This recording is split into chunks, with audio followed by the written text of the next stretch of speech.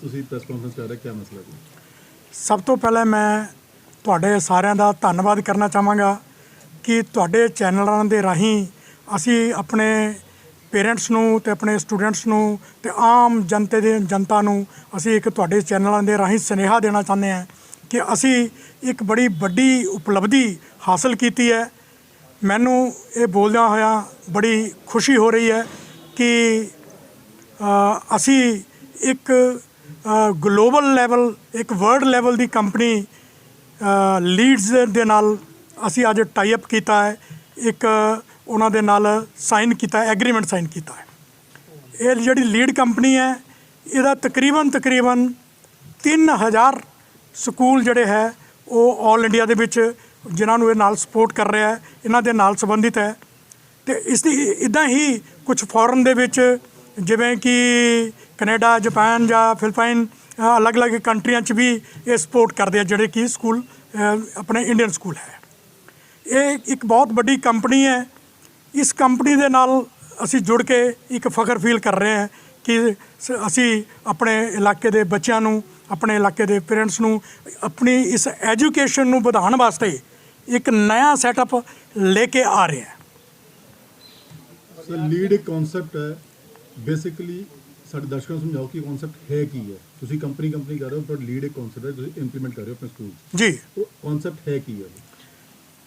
ਅੱਜ ਲੀਡ ਦੀ ਜ਼ਰੂਰਤ ਕਿਉਂ ਪਈ, ਲੀਡ ਕਿਆ ਹੈ, ਮੈਂ ਤੁਹਾਨੂੰ ਥੋੜ੍ਹਾ ਜਿਹਾ ਕਲੀਅਰ ਕਰਨਾ ਚਾਹੁੰਦਾ ਹੈ। ਕਰੋਨਾ ਕਾਲ ਦੇ ਵਿੱਚ ਚੱਲਦਿਆਂ ਹੋਇਆਂ 2 ਸਾਲ ਤੋਂ ਜੋ ਬੱਚੇ ਆਨਲਾਈਨ ਪੜ੍ਹਾਈ ਕਰ ਰਹੇ ਹੈ, ਬੱਚਿਆਂ ਦਾ ਲੈਵਲ ਬਹੁਤ ਡਾਊਨ ਚਲਾ ਗਿਆ। ਇਸ ਲੀਡ ਕੰਪਨੀ ਦੇ ਰਾਹੀਂ ਇਹ ਇੱਕ ਬੜੀਆ ਕੰਪਨੀ ਹੈ ਜਿਹੜਾ ਕਿ ਇਹਨਾਂ ਦਾ ਆਪਣਾ ਕਰਿਕੂਲਮ ਤਿਆਰ ਕੀਤਾ ਹੋਇਆ, ਕਿਤਾਬਾਂ ਵੀ ਇਹਨਾਂ ਦੀਆਂ ਹੈ, ਸਭ ਕੁਝ ਇਹਨਾਂ ਦਾ ਹੈ। ਉਹਦੇ ਮੁਤਾਬਕ ਇਹਨਾਂ ਦਾ ਇੱਕ ਐਲਗਾ ਪ੍ਰੋਗਰਾਮ ਹੈ।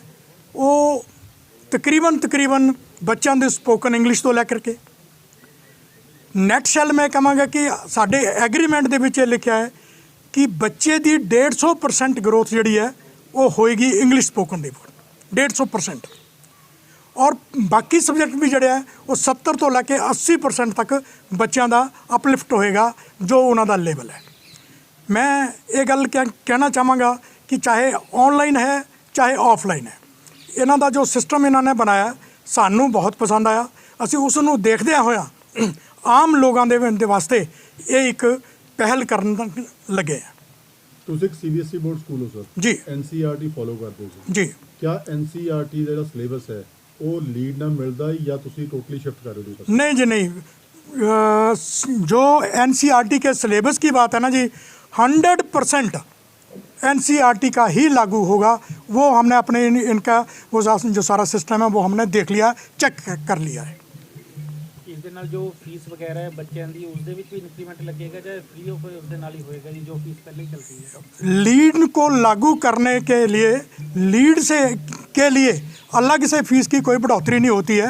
जो 50 रुपये 100 रुपये जो वैसे हम अपने साल की वो करते हैं, खाली वही बढ़ोतरी रहेगी। इंस्टीट्यूट की गल कर रहे कास्ट वगैरह का कुछ भी है, ਉਹਦਾ ਥੋੜਾ ਬਰੀਫ ਕਰ ਦਿਓ ਕੰਪਨੀ ਦੇ ਨਾਲ। ਇਹਨਾਂ ਦਾ ਜਿਹੜਾ ਸਿਸਟਮ ਹੈ ਲੀਡ ਕੰਪਨੀ ਦਾ, ਇਹ ਲਰਨਿੰਗ ਬਾਈ ਡੂਇੰਗ ਹੈ। ਬੱਚਿਆਂ ਨੂੰ ਪ੍ਰੋਪਰ ਉਹਦੇ 'ਤੇ ਸਿਖਾਇਆ ਜਾਏਗਾ।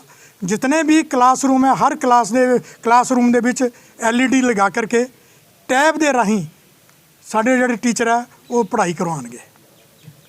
ਜਿਹੜਾ ਕਨਸੈਪਟ ਹੈ ਲੀਡ ਦਾ, ਤੁਹਾਨੂੰ ਲੱਗਦਾ ਕਿ ਇਹਦੇ ਨਾਲ ਸਾਡੇ ਇਲਾਕੇ ਦੇ ਬੱਚਿਆਂ ਦਾ ਜਿਹੜਾ ਐਜੂਕੇਸ਼ਨ ਲੈਵਲ ਹੈ, ਜਿਵੇਂ ਤੁਸੀਂ ਕਹਿ ਰਹੇ ਹੋ ਕਿ ਆਪਾਂ ਚੇਂਜ ਕਰ ਰਹੇ, ਸ਼ਿਫਟ ਕਰ ਰਹੇ ਹਾਂ, ਅਪਗ੍ਰੇਡ ਕਰ ਰਹੇ ਹਾਂ, ਉਹ ਇੱਕ ਲੈਵਲ ਥੱਲੇ ਹੈਗੇ ਉਸ ਲੈਵਲ 'ਤੇ, ਤੁਹਾਨੂੰ ਲੱਗਦਾ ਕਿ ਉਹਦਾ ਕੋਈ ਫਾਇਦਾ ਹੋਊਗਾ ਬੱਚਿਆਂ ਨੂੰ ਜਾਂ ਕੋਈ बहुत ज़्यादा नॉलेज लो होगी? बहुत बड़ा फ़ायदा होगा लीड के थ्रू एजुकेशन लेने का।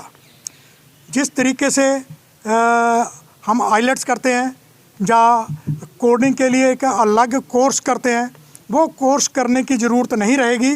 जो बच्चा लीड के थ्रू हम पढ़ाई करके जाएगा।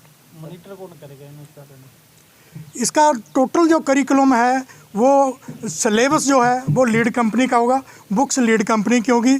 लीड कंपनी के द्वारा, हमारे ही टीचरों द्वारा करवाया जाएगा। लीड कंपनी की गाइडलाइंस होंगी, उन्हीं के मुताबिक वही हमारे टीचर्स के लिए ट्रेनिंग करेंगे, वही ट्रेन करवाएंगे। लेकिन जो इम्प्लीमेंटेशन करवानी है वो हमारे टीचर्स ही करवाएंगे। आपको नहीं लगता है जैसे पहले ही सिलेबस इतना ज़्यादा है, बच्चों पे एक्स्ट्रा बर्डन हो जाएगा इसका? इससे बच्चों का वर्डन और कम होगा, सिलेबस बढ़ेगा नहीं, सिलेबस कम होगा। जब learning by doing by learning या लर्निंग बाई डूइंग जब वो बात आती है, सीखना जो है, मतलब एक बात होती है कि बच्चा जब हम उसके सामने एक्सपेरिमेंट करते हैं, एक्सपेरिमेंट करके वर्चुअल उसके ऑडियो में उसके एलईडी के ऊपर वो सारा बना बनाया सब उसको दिखाएंगे, तो बच्चे को बड़ी जल्दी समझ आता है, रट्टा जो है वो बड़ा बिल्कुल कम हो जाएगा। हमारे स्कूल के जो बच्चे हैं, हमारे इलाके के जो बच्चे हैं, वो आप कह रहे हैं उनको अपग्रेड करने की बात हो रही है, पर क्या उसके लिए आपको लगता है कि हमारे जो स्कूल के टीचर्स हैं आज वो उस लेवल पे हैं कि उनको उस लेवल पे ट्रेन किया जा सकता है? बिल्कुल जी, पहले हमारे टीचर्स की ट्रेनिंग होगी, टीचर्स की ट्रेनिंग होगी तभी आगे चलेगा। एक्चुअली क्या है कि हमारे जो एरिया के जो बच्चे हैं ना जी, वैसे तो बहुत इंटेलिजेंट है, लेकिन होता क्या है कि जब ये कहीं बाहर दिल्ली, बॉम्बे या पुणे, बेंगलोर कहीं जाते हैं, तो वो वहाँ पर जाकर के थोड़ा सा घबरा जाते हैं, उनके अंदर एक छोटी सी घबराहट रहती है। वो घबराहट क्या है, वही कंसेप्ट, उस घबराहट को दूर करने के लिए आज मैं दावे से ये कहना चाहूँगा कि हमारे इस इलाके में जो चंडीगढ़ और दिल्ली वर्गे शहरों में जो पढ़ाई होती है, वही वो लेवल हमारे बच्चों का जहाँ पर होगा। आप ये समझो जैसे स्मार्ट स्कूल की डेफिनेशन है एक तो से, इस जैसे आप प्रोसेस शुरू कर रहे हो, स्मार्ट स्कूल बन जाएगा आपका? स्मार्ट स्कूल से भी और बेटर, क्योंकि स्मार्ट स्कूल में कुछ एक लिमिटेड होती हैं, वहाँ पर जो करिकुलम या सिलेबस है वो स्कूल वालों का होता है। यहाँ पर एक बड़ी मतलब इंडिया लेवल की, एक वर्ल्ड लेवल की कंपनी, वो उसका करिकुलम, उसका सिलेबस आ रहा है, तो डेफिनेटली मैं ये कह सकता हूँ कि बच्चों का लेवल ऊंचा जाएगा। इससे पहले हमारे ज़िले में ऐसा कुछ टाई अप हो रखा है इस कंपनी का? नहीं, अभी ऐसा तो कुछ नियर अबाउट कहीं नहीं है। ऊना पूरा ज़िला, ऊना में हमारा स्कूल है और नंगल में भी हमने एक पहल की है कि यहाँ से शुरू किया जाए। आपके स्कूल के बच्चों को फ़ायदा होगा, क्या आप ऐसा कुछ उपराला भी करेंगे कि इससे जो और स्कूलों के बच्चे हैं उनको भी इसका बेनिफिट मिल सके? बिल्कुल, हमने ये कर रखा है कि अगर और स्कूलों के बच्चे भी अपना नाम रजिस्टर्ड करवा देते हैं, फ़ोन हम एक ग्रुप बनाएंगे, उस ग्रुप के ऊपर जो भी इनकी वीडियोस या जो कुछ भी होगा वो टाइम टू टाइम हम उनको भेजते रहेंगे, फ्री ऑफ कॉस्ट। वो फ्री ऑफ कॉस्ट होगा जी। अपने स्कूल बारे दसो सर थोड़ा जिहा।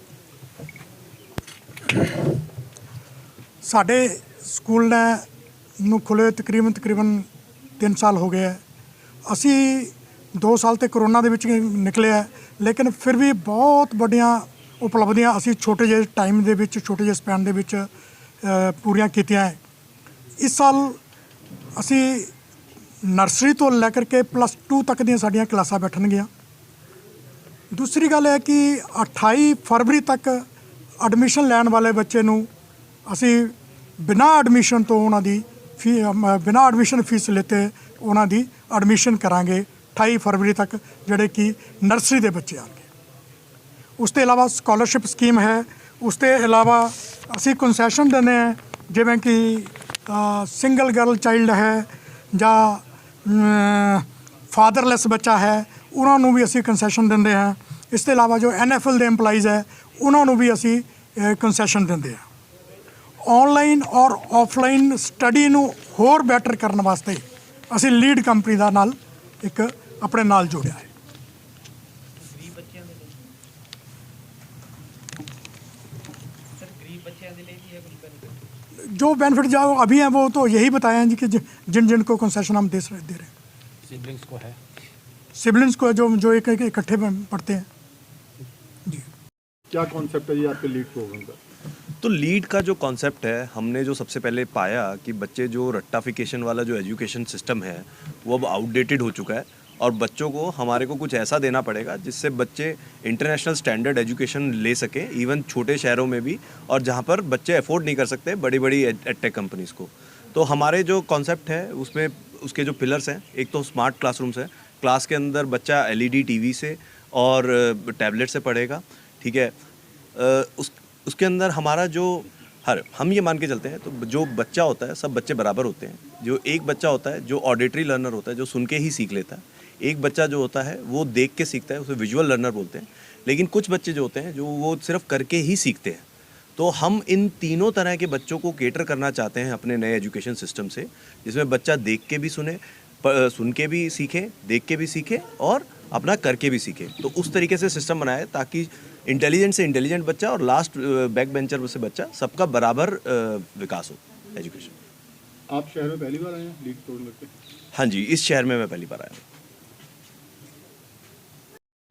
ਸਤਿ ਸ੍ਰੀ ਅਕਾਲ ਜੀ, ਮੇਰਾ ਨਾਮ ਹਰਵਿੰਦਰ ਸਿੰਘ ਹੈ ਔਰ ਮੈਂ ਲੀਡ ਸਕੂਲਸ ਜਿਹੜੀ ਕੰਪਨੀ ਹੈ ਉਹਨੂੰ ਰਿਪਰੈਜ਼ੈਂਟ ਕਰ ਰਿਹਾ ਅੱਜ। ਹਾਂਜੀ, ਕੀ ਕਨਸੈਪਟ ਹੈ ਤੇ ਇਹਦੇ ਨਾਲ ਕਿਵੇਂ ਪੇਰੈਂਟਸ ਕਿਵੇਂ ਜੁੜੂਗੇ? ਕਿਉਂਕਿ ਸਟੂਡੈਂਟਸ ਨੂੰ ਤੁਸੀਂ ਜੋੜ ਲੂਗੇ ਡਾਇਰੈਕਟਰ ਰਾਹੀਂ, ਤਾਂ ਪੇਰੈਂਟਸ ਕਿਵੇਂ ਜੁੜੂਗੇ ਇਸ ਚੀਜ਼? ਤਾਂ ਸਰ ਜੇ ਤੁਸੀਂ ਦੇਖੋ ਅੱਜ ਦੀ ਤਾਰੀਖ ਵਿੱਚ ਬੱਚੇ ਦੀ ਲਰਨਿੰਗ ਦੇ ਲਈ, ਬੱਚੇ ਦੇ ਸਿੱਖਣ ਦੇ ਲਈ ਪੈਰੈਂਟਸ, ਟੀਚਰਸ, ਸਕੂਲ ਮੈਨੇਜਮੈਂਟ ਤਿੰਨਾਂ ਦਾ ਬਹੁਤ ਰੋਲ ਹੈ।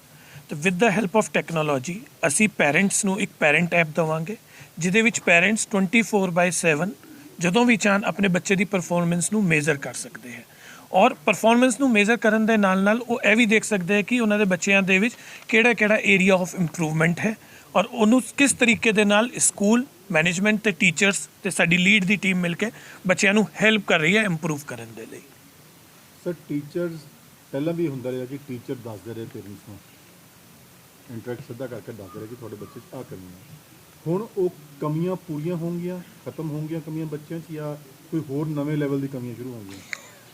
ਤਾਂ ਸਭ ਤੋਂ ਪਹਿਲਾਂ ਜੇ ਅਸੀਂ ਇਹਦੇ ਬੇਸਿਕ ਸਟਰਕਚਰ ਨੂੰ ਦੇਖੀਏ ਕਿ ਬੱਚੇ ਦਾ ਪਹਿਲਾ ਸਕੂਲ ਹੁੰਦਾ ਉਹਦਾ ਘਰ। ਅਨਫੋਰਚੂਨੇਟਲੀ ਸਾਡੇ ਜਿਹੜੇ ਪੈਰੈਂਟਸ ਹੈ with the new technology they are not aware. ਜਿਹੜਾ ਕੋਵਿਡ ਕਰਕੇ ਉਹ ਗੈਪ ਹੋਰ ਵੱਧ ਗਿਆ। ਤਾਂ ਇਸ ਪ੍ਰੋਗਰਾਮ ਦੇ ਵਿੱਚ ਅਸੀਂ ਕੀ ਕਰਦੇ ਹਾਂ, ਜਦੋਂ ਅਸੀਂ ਸੈਸ਼ਨ ਸ਼ੁਰੂ ਕਰਦੇ ਹਾਂ ਅਸੀਂ ਪਹਿਲੇ ਪੈਰੈਂਟਸ ਨੂੰ ਸਕੂਲ ਵਿੱਚ ਇਨਵਾਈਟ ਕਰਦੇ ਹਾਂ ਅਤੇ ਅਸੀਂ ਪੈਰੈਂਟਸ ਦੇ ਲਈ ਅਵੇਅਰਨੈਸ ਪ੍ਰੋਗਰਾਮ ਕਰਦੇ ਹਾਂ ਅਤੇ ਉਹਨਾਂ ਨੂੰ ਇਸ ਟੈਕਨੋਲੋਜੀ ਦੇ ਲਈ ਟ੍ਰੇਨਿੰਗ ਵੀ ਕਰਦੇ ਹਾਂ ਸੋ ਦੈਟ ਰੈਗੂਲਰ ਮੋਨੀਟਰਿੰਗ ਹੋ ਸਕੇ। ਅਤੇ ਕਿਸੇ ਚੀਜ਼ ਨੂੰ ਜਦੋਂ ਅਸੀਂ ਪ੍ਰੋਪਰ ਮੋਨੀਟਰ ਕਰਾਂਗੇ and with the help of technology ਅਸੀਂ ਬੱਚੇ ਦਾ ਗੈਪ ਕਿੱਥੇ ਹੈ।